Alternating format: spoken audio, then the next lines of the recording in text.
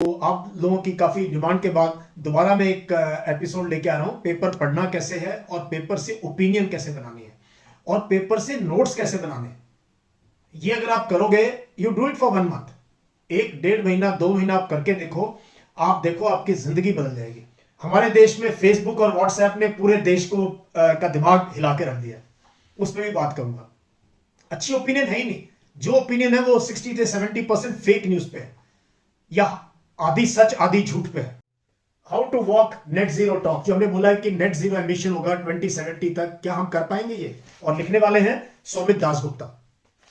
फिर ये देखिए, ग्लासगो डिसअपॉइंट्स की जो कोप 26 मीट हुई है, ये बहुत डिसअपॉइंट।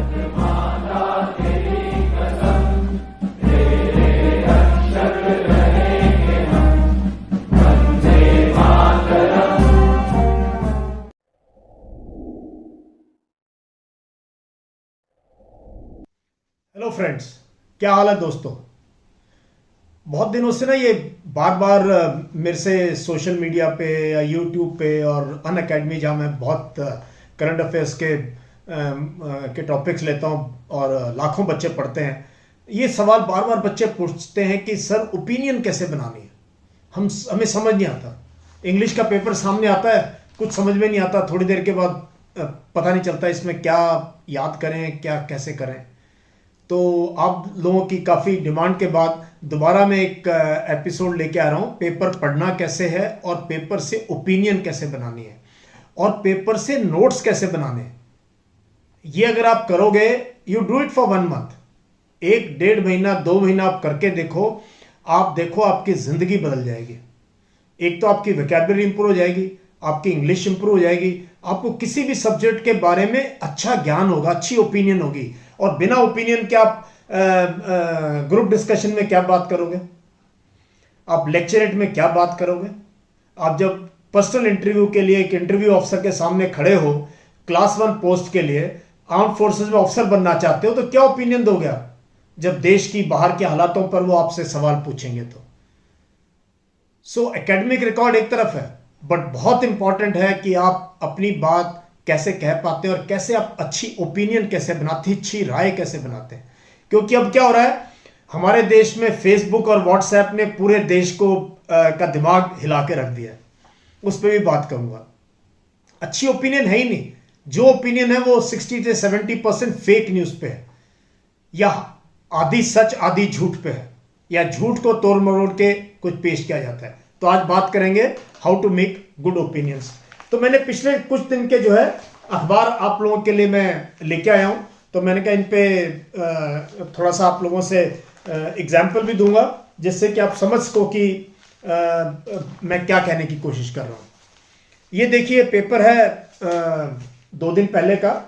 इसमें सबसे पहले ऊपर लिखा हुआ है कि सुप्रीम कोर्ट ने जो है इस पे इंटरवीन करना चाहिए। जो सीबीआई ईडी वगैरह के जो डायरेक्टर्स हैं, इनको एक ऑर्डिनेंस के थ्रू इनका टेन्योर एक्सटेंड किया जा रहा है, जो कि पार्लियामेंट बैठने वाली है सिटिंग में। इस पर एक डिस्कशन भी नहीं हुआ है। सो इस पे आगे एक एडिटोरियल भी है इसके ऊपर।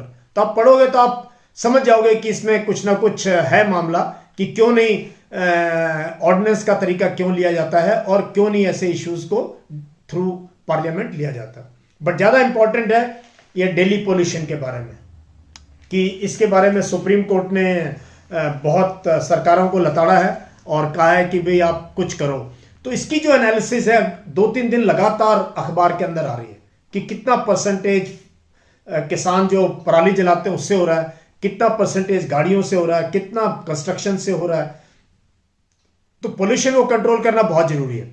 उस पर आप अगर 2-3 दिन पढ़ेंगे, you can underline supreme court क्या कह रहा है, दिल्ली गवर्नमेंट क्या कह रही है, सेंट्रल गवर्नमेंट क्या कह रही है और मिनिस्ट्रीज क्या कह रहे हैं। उनके एफिडेविट्स का इसमें जिक्र होता है।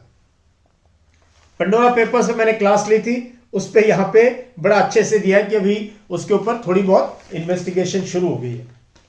तो हाँ, ये इंपॉर्टेंट इश्यू है जिस पे मैं फेक न्यूज पे बात कर रहा था, फेसबुक पेपर्स पे, जिसपे मैंने एक स्पेशल क्लास भी चलाई है कि किस प्रकार से हमारे देश के अंदर व्हाट्सएप और फेसबुक को यूज किया जा रहा है बहुत घृणा फैलाने के लिए और बहुत झूठी मनगढ़ंत बातें फैलाने के लिए। न्यूज पढ़ ली आपने, आपको ज्ञान हो गया, लेकिन उसके बाद है एडिटोरियल, और एडिटोरियल में आप देखें उसी दिन का पेपर है टेमिंग द एजेंसी। ये सीबीआई ईडी डायरेक्टर के ऊपर है, एडिटर ने लिखा है कि ये क्यों हो रहा है, कैसे हो रहा है, पढ़ना जरूरी है। उसके बाद है क्लाइमेट ऑफ इनइक्वालिटी। कोप 26 पे काफी आर्टिकल आए हैं, मैं भी आगे बताऊंगा क्योंकि बहुत इंपॉर्टेंट सब्जेक्ट है कोप 26। ठीक है, इस पे मैं वीडियो भी बना चुका हूं और न्यूज यू कैन यूज में भी पिछले एपिसोड में मैंने कवर किया था। फिर यहां ग्लासगो कॉप आउट पे एक आर्टिकल है अरुण मेहरा का। खास बात क्या है, आप देखोगे कि ये आर्टिकल लिखने वाले लोग कौन है। ये लिखने वाले लोग वो हैं जो इस सब्जेक्ट को समझते हैं। ये व्हाट्सएप यूनिवर्सिटी पे फॉरवर्ड नहीं भेजते हैं, ये समझते हैं इस सब्जेक्ट को, सालों साल समझते हैं, किताबें लिखी हुई हैं वो लिखते हैं। अभी आप फिर देखो गुड कोप वर्सेस बैड कोप, ये लिखा है चंद्रभूषण ने, जो कि राइटर हैं और सीईओ हैं international forum for environment sustainability और टेक्नोलॉजी फॉरेस्ट के। फिर एडिटोरियल है हॉट एंड कोल्ड, कि कोयले पे क्या करना है, क्योंकि इस पे काफी जिद्दोजहद हुई है। इंडिया चाइना एक तरफ थे, बाकी दुनिया एक तरफ थी, तो ये इसमें बड़ा अच्छे तरीके से कवर हुआ है। अभी हम आते हैं फिर से कोप 26 पे, how to walk net zero talk, जो हमने बोला है कि नेट जीरो एमिशन होगा 2070 तक, क्या हम कर पाएंगे ये, और लिखने वाले हैं सौमित दासगुप्ता। फिर ये देखिए ग्लासगो डिसअपॉइंट्स कि जो कोप 26 मीट हुई है ये बहुत डिसअपॉइंटिंग मीट हुई है, और इस पे लिखने वाले हैं श्याम सरन, जो कि हमारे फॉरेन सेक्रेटरी थे, और पिछले जो क्लाइमेट चेंज पे बात हुई थी पेरिस एग्रीमेंट में, उनमें ये इंडिया के चीफ नेगोशिएटर थे।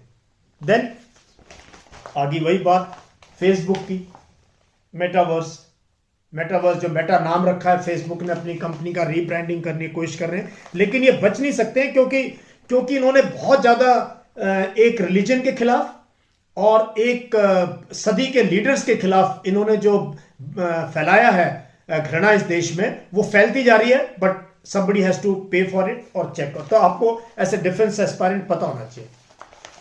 उसके बाद आप देखो S-400, ये इंडिया में आना शुरू हो गया। इस पे अमेरिका को काफी ऑब्जेक्शन थे कि आप रशिया से सामान नहीं लेंगे, इस प्रकार का बहुत ही कॉस्टली इक्विपमेंट आप रशिया से नहीं लेंगे, लेकिन इंडिया ने उसको नजरअंदाज करते हुए S-400 का परचेज शुरू हो गया है। ये एयर डिफेंस सिस्टम है वर्ल्ड का वन ऑफ द सोफिस्टिकेटेड, तो इसके ऊपर पूरा का पूरा आर्टिकल है। आप इसमें क्या सिस्टम है, क्या करेगा, क्या कीमत है, कब डिप्लॉयड होगा, किस कंट्री से है, किस उसमें आ रहा है, पूरा का पूरा आपको मिल जाएगा। ये पढ़ना जरूरी है। ये है जो एक्सप्रेसवे जो कल इनॉग्रेट हुआ है उसके बारे में, कि कब लॉन्च हुआ था, कौन सी सरकार के टाइम हुआ था, क्योंकि हमारे देश में प्रोजेक्ट बनने में कई साल लगते हैं। जमीन लेनी होती है, उसके लिए कई साल लगते हैं लोगों से उसको एक्वायर करने में, फिर उसके टेंडर फ्लोट होते हैं, फिर काफी लंबे प्रोसीजर्स में जाके हमारे इंफ्रास्ट्रक्चर प्रोजेक्ट बनते हैं। तो उसके ऊपर डिबेट है, but more than that is our highways are coming up, that is important. तो डिफेंस एस्पायरेंट्स के लिए बहुत जरूरी है कि आप अखबार को पढ़ें और एक डायरी बनाएं साथ में, और उसमें टॉपिक लिखें, और जिस दिन जिस न्यूज़पेपर में खास चीज उसको अंडरलाइन करें। बहुत अच्छा आर्टिकल है, उसको काट लें, उसको काट करके उसमें लगा दें अपनी डायरी के अंदर, मैप्स काट करके लगाएं वहां पे अपनी डायरी के अंदर। आप देखना 1 या 2 महीने में आपकी अच्छी ओपिनियन होगी। आप किसी भी संगोष्ठी में बैठे हैं, ग्रुप डिस्कशन में बैठे हैं, एग्जाम में गए हैं या घर में बैठे हैं, आप उनको सही दिशा में लेके जा सकते हो और सही बता सकते हो। यही एक की है एक अच्छे डिफेंस एस्पायरेंट की, एक अच्छे ऑफिसर की निशानी है कि वो इन्फॉर्म्ड ओपिनियन रखते हैं और फेक न्यूज पे नहीं जाते हैं। So friends, I hope you enjoyed watching this particular episode. ये मैंने खास तौर पे नौजवानों के लिए बनाया है जो कि डिफेंस एस्पायरेंट है, यूपीएससी एस्पायरेंट है, जो अपनी जिंदगी बदलना चाहते हैं। सो मुझे अच्छा लगा, please subscribe my YouTube channel, press the bell icon. अपना ही नहीं, अपने परिवार के सबके मोबाइल लेके उनको बोलो सब्सक्राइब करो और सर की बात सुने, क्योंकि हम एक बढ़िया तरीके से आपकी लाइफ को चेंज कर रहे हैं। My second innings is for your first innings. Thank you, जय हिंद।